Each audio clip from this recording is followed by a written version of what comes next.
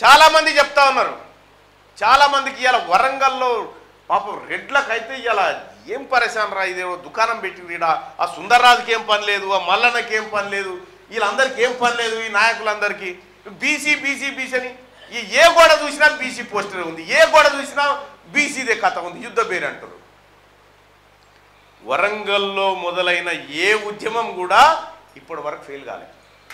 వరంగల్లో మొదలైన ఏ ఉద్యమం ఫెయిల్ కాలే, విద్యుత్ ఉద్యోగులు ఎత్తుకున్న ఉద్యమం అసలే ఫెయిల్ కాలే ఇప్పటిదాకా.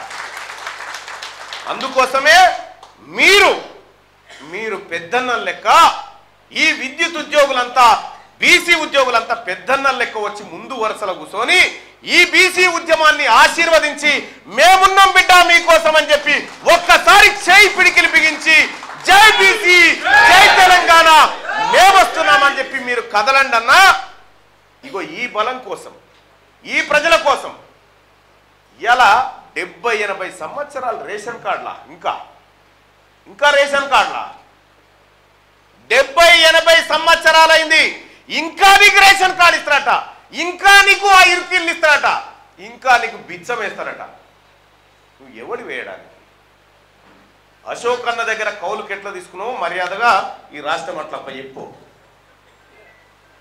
ఈ రాష్ట్రాన్ని అప్పుడు అట్లా చెప్పు. ఈ రాష్ట్రాన్ని దోపిడీ చేసేటువంటి వర్గం మీద బీసీలకు వ్యతిరేకం ఎవడుంటే వానికి మేము వ్యతిరేకమే. ఒకటి చెప్తా ఉన్నా, ఈ బీసీలను అడ్డు పెట్టుకొని ఈ బీసీలను ఎరగా చూపెట్టి పదవులు పొంది ఈ జాతి ప్రయోజనాన్ని తాకట్టు పెట్టుకొని కూడా మీరు గమనిస్తూనే ఉండాలి ఎప్పటికప్పుడు.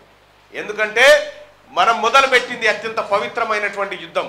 ఈ యుద్ధంలో ఒక్కడు కూడా మరి రావడానికి వీల్లేదు, ఒక్క రక్తపాతం జరగడానికి వీల్లేదు. ఒకవేళ ఈ ఉద్యమం కోసం సావాల్సి వస్తే ముందుగా తీన్మార్మలన సావాలి తప్ప ఒక్క బీసీ కూడా రక్తం బొట్టు చిందించడానికి వీల్లేదు. అటువంటి ఉద్యమం అంకురార్పణ జరగబోతా ఉంది. ఇల్లు కట్టుకుంటే సౌకోట ఎక్కిస్తాం చూడు, ఆడబిడ్డను పిలుచుకుంటాం. ఇలా విద్యుత్ ఉద్యోగులు కూడా ఈ బీసీ ఉద్యమానికి ఆడబిడ్డ కంటే ఎక్కువ ఉద్యోగులు.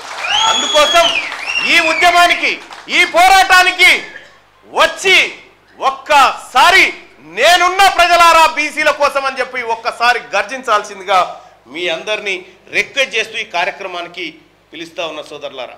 క్యూ న్యూస్ ఛానల్లో పనిచేయటకు అనుభవం గల సీనియర్ వీడియో ఎడిటర్స్ కావాలను సంప్రదించవలసిన నెంబర్ 8688926084.